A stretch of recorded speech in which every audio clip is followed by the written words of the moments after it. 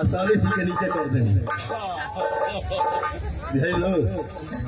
अरे यही हमारे को बात दिया अपन की कहब ना ऐसे भैया वही एगो मरत रहे आ सुहाग रात के दिन अब का कही हम भैया आ वो बेचारा अथवा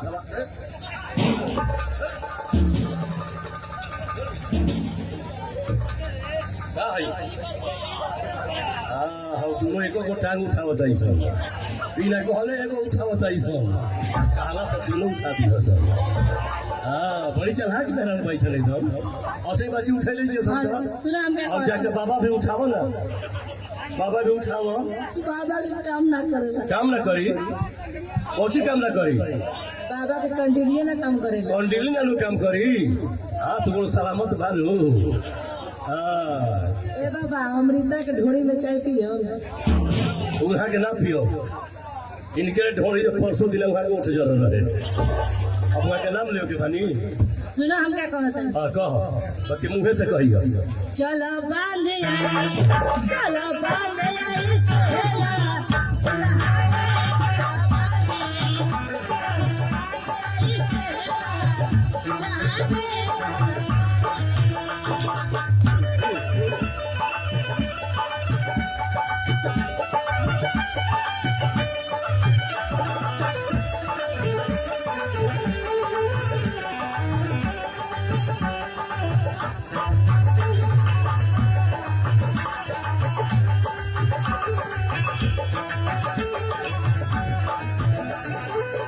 आरती दिखाओ सब आरती का दिखाओ तो हाँ जादो बधारी में खाना हाँ हाँ दिखाई ड्यूटी करी